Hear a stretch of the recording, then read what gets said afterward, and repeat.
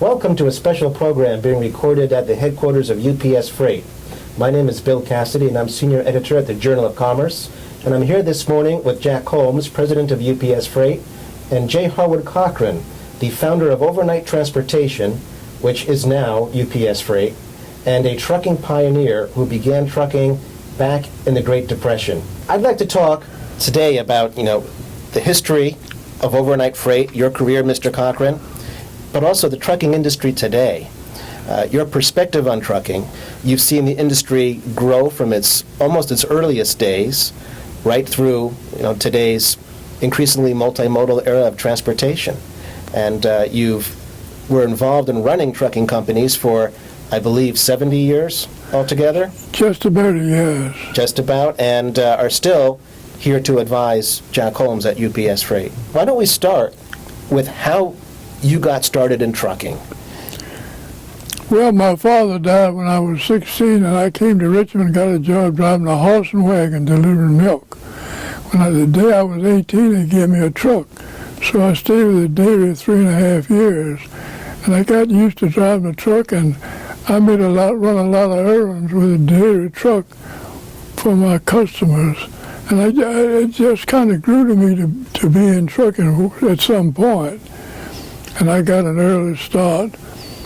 In 1933, I did everything wrong. I bought the wrong tractors, the wrong tires, the wrong size. How I survived, nobody will know. But the first truck I bought was a new Ford. Was a new Ford with booster brakes on it, and booster brakes only work when the motor was running, so it's a little dangerous to operate with that. But I also had Ford wheels. I had Chevrolet wheels. Now, Chevrolet wheel wouldn't work on a Ford. It wouldn't fit on an International. So I had wheel problems, tire troubles. And I had a lot of friends that helped me in the trucking business. And I had a few, I think, want to put me out of business. They abused me from day one. Well, when you started out in 1933 or so, what was the trucking industry like in those days? How would you have defined it looking back on it? Well, there's no difference between LTL and truckload. Most people haul both. And I hauled a lot of school tablets and stuff like that to begin with. But I got into storage eggs, and then I got into tobacco, and things began to progress. I had a lot of accounts that I helped building companies, and they helped me build my company, but Lowe's Hardware in North Wilkesboro, North Carolina would be a good example. I served the first 3 stores they opened, and I served them for a long time. A big company still today. What? Lowe's Hardware, a big company still today. Yeah, Lowe's is tremendous in size. And when you began, you were hauling for a dairy operation, am I correct? Yes. But also working at night to haul other freight. Well, I was working at a dairy from 5 minutes to 2 in the morning until about 11 o'clock. So my brother and I used to move a lot of families, furniture and stuff of that kind.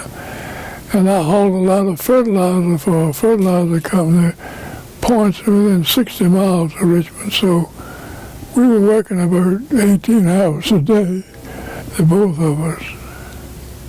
And this was in the early 1930s, so working was good. Yeah. 33 and 34 were tough years. I opened my second term in High Point, North Carolina in about 36, and I started hauling furniture. I never run another empty truck after that. Mm-hmm. I had a 18-foot International with an overhang over the cab, 6-foot tailgate. You can't believe the furniture we could get on that thing. A load of furniture would pay about $135. So from that one day, I always had a return load. And at that point, I started buying better equipment.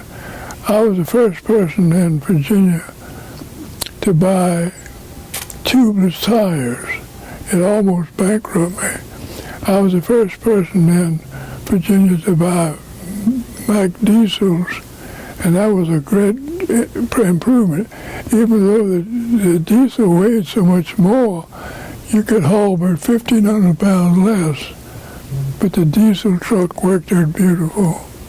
Did that give you extended mileage from what you had before? Yes, that just about doubled the mileage. Gas engines were around 4.5 to 5.5. The diesel was up around 9 and 9.10. So when you began hauling freight, how long was your typical haul? How far could trucks really go in those days with the roads that you had then and the distribution setup that you had then? I went through Kentucky, and that was as far as I went for a long time. I was the first carrier to operate coast to coast. I had sleeper cab single axle tractors pulling twin trailers, and I got a real jump on the coast to coast business. And when the union carriers started running coast to coast, they had to change drivers at least 4 times. So it slowed down their service. I had a great advantage. And you put team drivers in doing that, was that right? Oh yes, Yeah. all team. When you began, you were a driver yourself, of course. That's how most trucking companies, especially back in those days, got started. I drove for 2 years. They were tough 2 years. How long were you away, typically, on a run? Well, I usually worked about 12 hours a day. I'd stop and sleep on the side of the road wherever. Didn't have rest stops and hotels or any of the amenities that we look for today, did you at that time? We were delighted to see truck stops built, and we used them mostly for eating and the driver's rest and stuff of that kind. But when they started building truck stops, particularly in Virginia, it was a great help to us. And that's still an issue, unfortunately, today, isn't it, Jack? It is. The ability to find adequate parking for trucks when drivers are on the road. Yep, it's turned into a hot topic in the revenue crunch right now. Well, those must have been really interesting times to operate in because, you didn't have a great deal of regulation at first. You had, drivers doing all types of freight wherever they could go at any time to make the money. Yeah. What was that life like for you? Well, it was a tough life, particularly when I had a bride at home. I had a 1941 Ford, and I traded in on my first truck. I was engaged. I had almost become disengaged. My wife didn't think much of riding around the weekend in the cab, not with the trailer, with the cab. But she tolerated it all, and it came well for her as well as for myself. Bill, Mr. Cochrane and Louise have been married for 79 years now, and there's only one thing that she's looking for from you, right? And that's a honeymoon. She said she's still waiting for her honeymoon. Yeah, I told her. I got married on Saturday evening, and I left Sunday morning with a load of sugar bags for Arbuckles in Brooklyn. And I left, she was in tears, and she said, "I'd hope you could have a little honeymoon." I said, I promise you we're going to have one. We're going to have a humdinger. Well, I'm still promising that honeymoon. It's going to be a humdinger when I have it. He took the money for the honeymoon, and when he had to deliver those sugar bags up to New York, he needed a special license to do it. So he had to take the honeymoon money and get his license for New York so he could haul the freight up there. That's a tough place to be without money, I'll tell you that.